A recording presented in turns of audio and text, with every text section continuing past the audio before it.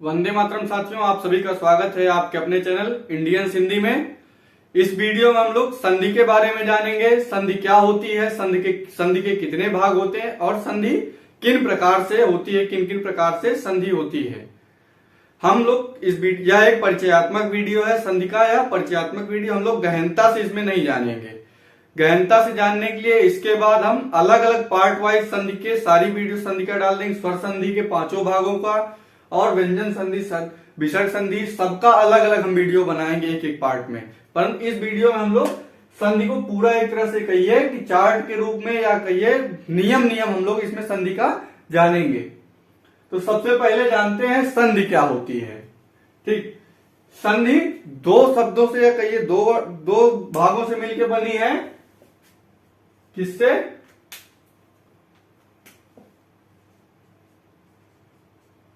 सम धन धी। तो सम का मतलब आपको पता है, सम मतलब जोड़ या योग होता है। तो संधि का मतलब क्या? संधि इसका अर्थ क्या हो जाता है? योग। संधि का मतलब ही जोड़ होता है।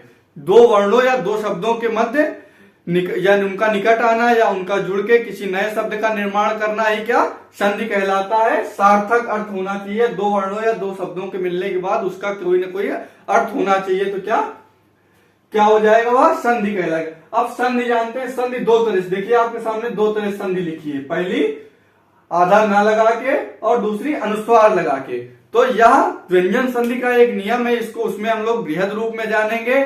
तथा आप अभी केवल इतना जान लीजिए कि आप पंचमाक्षर के नियम से भी संधि दोनों तरह से लिखी जा सकती है। पंचमाक्षर क्या होता है? जब किसी शब्द के अंतिम में जिस भी पंचम वर्ग का या कहिए जिस भी वर्ग पंचमाक्षर के वर्ग का अंतिम अक्षर आए या अंतिम वर्ण आए, उसी का क्या हो जाता है? पंचमाक्षर। देखिए इस संधि शब्द का पंचमाक्षर अंतिम अक्षर क्या है? धा है। और धा किस वर्ग का है? धा ता वर्ग का है। ता वर्ग का अंतिम अक्षर ना है। ता था दा धा ना। तो ना धा के पहले क्या है? ना है। तो ना की जगह अनुस्वार लगता है, पंचमाक्षर जगह अनुस्वार लगता है। यह आपको पता ही है। यह हमने पहली वीडियो में बताया है। पंचमाक्षर का अलग वीडियो, यदि आपने उसको नहीं देखा तो वह भी देख लीजिए। तो क्या है? पंचमाक्षर लगने पे क्या हो जाता है?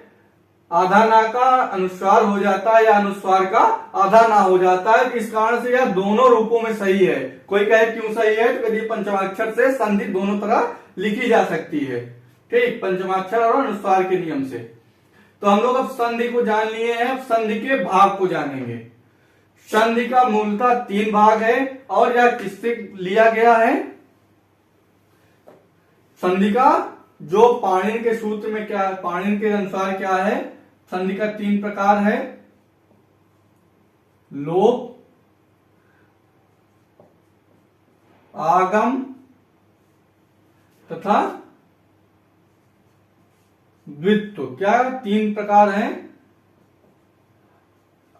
लोप, आगम और द्वित्व। लोप क्या? जब प्रथम पद के, अब देखिए संधि और एक तरह जाए। संधि में कितने? संधि में 2 पद होते हैं, पहला और दूसरा पद। जब दोनों जुड़ेंगे तो क्या हो जाएगी? संधि हो जाएगी। दोनों का योग ही संधि कहलाता है। इसमें 1 और 2 पद होना अनिवार्य है। संधि में 2 पद होंगे तभी योग होगा, 2 वर्ण होंगे तभी योग होगा। ठीक, तो लोप में क्या है? प्रथम पद का अंतिम वर्ण। ठीक, क्या? प्रथम पद का अंतिम वर्ण या द्वितीय पद का प्रथम वर्ण। क्या? प्रथम पद का अंतिम वर्ण या द्वितीय पद का प्रथम वर्ण, इसका अंतिम और दूसरे का पहला, किसी एक का लोप होता है तो क्या होता है? उसमें लोप का नियम लोप कहलाता है या लोप की प्रकार संधि है या लोप की संधि। तो जैसे लोप में कौन सा आता है? विद्याधन आलय। देखिए इसमें आ का लोप हो जाता है। विद्यालय लिखिए, कैसे लिखा जाता है? इसमें देखिए आ का लोप हो गया। तो क्या है? लोप के जरिए संधि हुई। इसका इसमें एक वर्ण का लोप हो गया। इसमें किसका? द्वितीय पद का प्रथम वर्ण का लोप हो गया।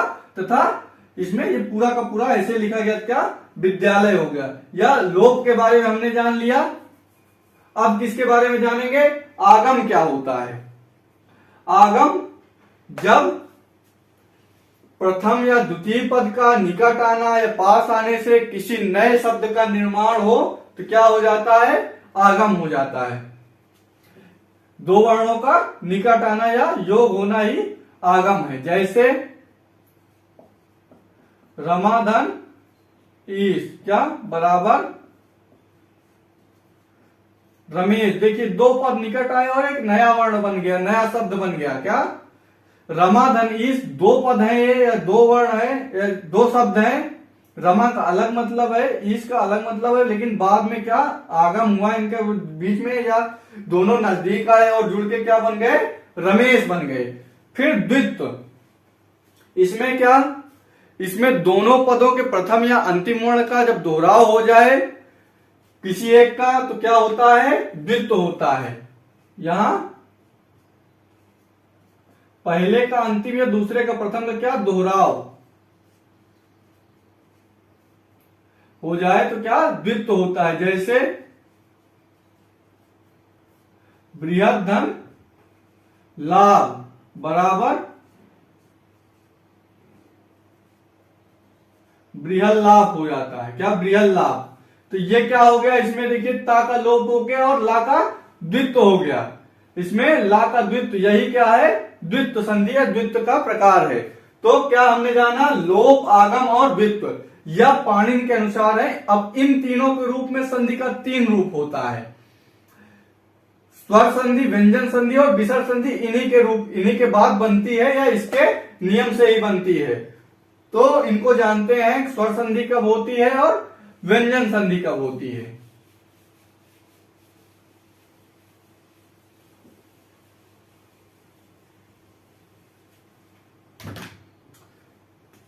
देखिए स्वर संधि क्या होती, जब स्वर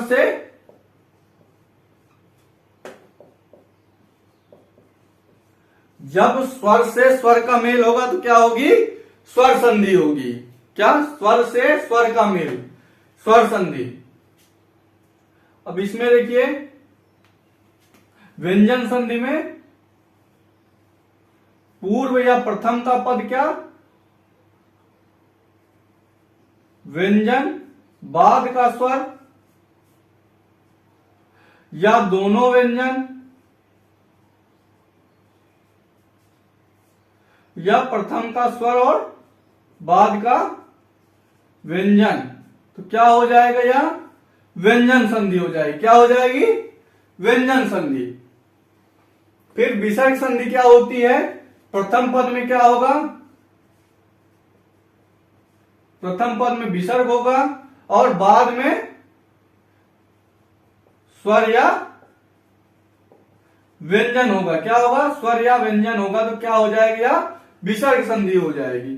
तो तीनों को जाना, स्वर और स्वर का मेल क्या स्वर संधि कहलाता है। व्यंजन में प्रथम पद व्यंजन और बाद का स्वर या दोनों व्यंजन या स्वर या व्यंजन, तो क्या हो जाएगा, व्यंजन संधि। फिर प्रथम पद के अंत में विसर्ग तथा बाद का स्वर या व्यंजन क्या विसर्ग संधि कहलाएगा। ठीक, ये संधि के मुख्य तीन प्रकार हैं।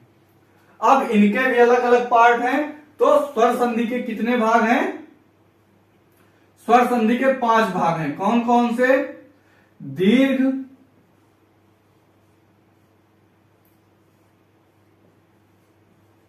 गुण,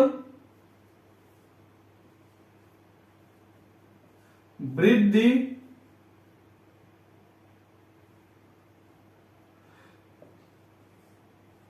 यण और अयादि। यह स्वर संधि के 5 प्रकार हैं। इन पांचों का भी अलग अलग व्याख्यान है, अलग अलग पांचों के नियम है, फिर इनके अलग अलग नियम है। ठीक, तो इन नियमों को हम अच्छे से जानेंगे, इसके बाद वाली वीडियोस में बृहद रूप से जानेंगे। तो हम इसमें एक ब्रीफ इंट्रोडक्शन स्वर संधि के 5 भाग का ले लेते हैं। तो सबसे पहले कौन सी, दीर्घ के बारे में जानते हैं। दीर्घ में आ या आ के साथ जब आ या आ जुड़ता है तो क्या हो जाता है, दीर्घ आ हो जाता है। इसका नाम से ही कैसे जाना जाता है, दीर्घ। दीर्घ का मतलब बड़ा, हर्ष या दीर्घ कोई दोनों अगर जुड़ेंगे तो बनना है इसका दीर्घ ही, ठीक। उसी प्रकार इसमें ई में भी होता है लघु ई या दीर्घ ई धन लघु ई या दीर्घ ई बराबर क्या हो जाएगा दीर्घ ई, ठीक। ये क्या हो गया दीर्घ का नियम हो गया या दीर्घ संधि का नियम हो गया। इसके बाद हम लोग जानते हैं गुण संधि के बारे में। इसमें आ या आ के साथ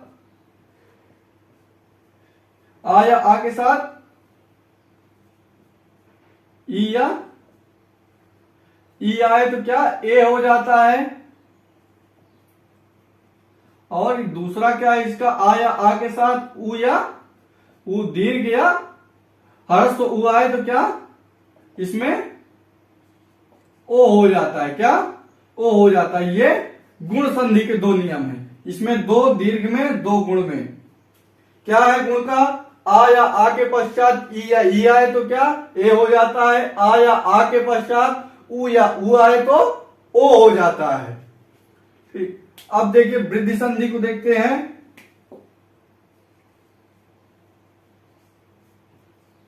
अब वृद्धि संधि में देखिए इसका नाम से देखिए क्या होती है, इसमें बढ़ोतरी होती है, बड़ा होती है। जैसे दीर्घ में आ का आ हो जाता है ई का, तो इसमें ए और ओ के बारे में जानेंगे, ओ और ए ओ के बारे ओ ए और ओ के बारे में जानेंगे। कैसे देखिए इसका आ धन आ के साथ ए या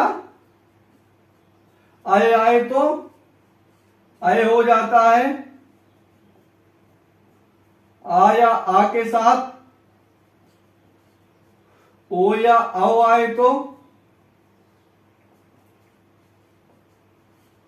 आओ हो जाता है। ये क्या है या वृद्धि संधि, इसमें बढ़ोतरी होती है। इसमें जैसे इसमें दीर्घ वाले में नियम है तो क्या दीर्घ आ और दीर्घ ई आता है, तो उसी प्रकार वृद्धि मतलब बढ़ना या वृद्धि होना, तो इसका देश शब्द से ही सबका मतलब समझ में आ जाता है। तो क्या हो जाएगा वृद्धि से आ और आ के साथ जब ए आए तो ए हो जाता है, और जब आ या आ के साथ ओ या औ आए तो औ हो जाता है। फिर हम लोग जानेंगे यण संधि के बारे में। अब देखिए यण संधि क्या कहती है, यण संधि का क्या नियम है, जब ई उ री और ली प्लस क्या असमान स्वर,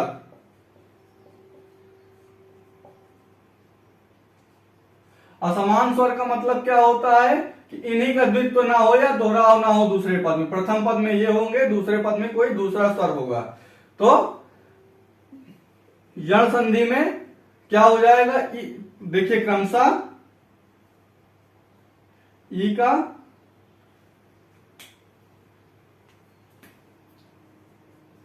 का या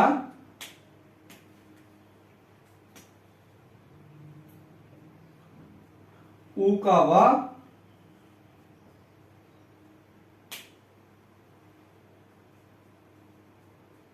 री का रा और री का ला, री का ला और री का ला, ये चार है इसके किसके, ये यण संधि के हैं। यण संधि में क्या, जब प्रथम पद के अंतिम में ई उ री या री आए और दूसरा असमान स्वर हो या कोई दूसरा स्वर हो इनके अतिरिक्त, तो ई के जगह पे या हो जाता है, उ के जगह पे वा हो जाता है, री के जगह पे रा और ली के जगह पे ला हो जाता है। फिर हम लोग जानेंगे अयादि संधि क्या होती है। क्या अयादि संधि, अयाद में क्या, जैसे इसमें ई उ री ली है तो इसमें ए आई ओ औ के विषय में जानेंगे, इन चारों के। तो इन चारों में, इन चारों के बाद जब कोई दूसरा स्वर आए या किसी स्वर से इनका योग हो तो क्या हो जाता है,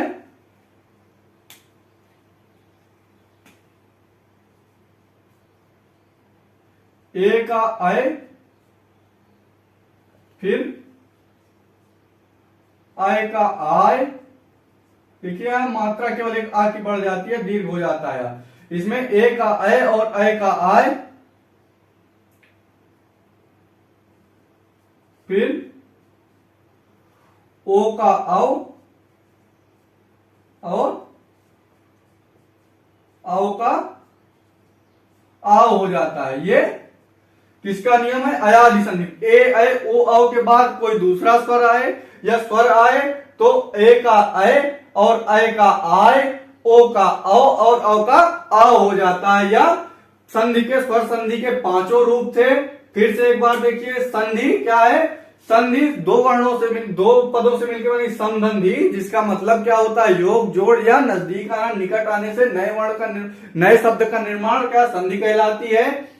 फिर संधि का तीन रूपों से योग होता है या संधि तीन रूपों में मिलती है, लोप, आगम और द्वित्व। लोप में जब किसी प्रथम या द्वितीय पद के किसी पद का क्या हो, किसी प्रथम या द्वितीय पद के अंतिम या प्रथम वर्ण का क्या लोप हो या उसका समापन हो तो क्या लोप हो जाएगा। फिर आगम में क्या होता है? आगम में जब दो पद आप नजदीक आते हैं और योग होता है, किसी नए शब्द का निर्माण होता है तो क्या होता है? आगम। फिर वही द्वित्व, जब प्रथम पद के अंतिम या द्वितीय पद के प्रथम वर्ण का द्वित्व या दोहराव हो जाए तो उसे ही क्या द्वित्व कहते हैं। अब इन रूपों के मिला के क्या इनके मिलाने से या लोप, आगम और द्वित्व के को देखते हुए संधि के तीन रूप बनते हैं। कौन कौन से? स्वर संधि, व्यंजन संधि और विसर्ग संधि। अब स्वर संधि में जब स्वर से स्वर का मेल हो तो स्वर संधि, जब व्यंजन या स्वर का मेल हो तो व्यंजन संधि, व्यंजन और व्यंजन का मेल हो तो व्यंजन संधि, या स्वर व्यंजन का मेल हो तो व्यंजन संधि। फिर विसर्ग में क्या है? विसर्ग प्लस क्या स्वर या व्यंजन हो तो विसर्ग संधि। फिर स्वर संधि के 5 रूप, दीर्घ, गुण, वृद्धि, यण, अयादि। दीर्घ में क्या? आ या आ के बाद हर्ष या दीर्घा से हर्ष या दीर्घ आ का क्या हो? योग हो तो बड़ा या दीर्घ आ हो जाता है। इसी प्रकार ई में हर्ष या दीर्घ का हर्ष या दीर्घ से हो तो दीर्घ हो ई हो जाती है। फिर गुण में क्या है? आ या ई आए तो ए हो जाएगा, आ के बाद उ आए तो ओ हो जाएगा। फिर वृद्धि में आ के बाद ए आए तो अय हो जाएगा, आ के बाद ओ होता है आए तो ओ हो जाएगा। फिर यण में क्या है? यण में ई उ री के जगह क्या या व र ल हो जाता है। फिर अयाद में ए अय वो के बाद स्वर आए तो ए का अय, अय का आय, ओ का औ और औ का आओ हो जाता है।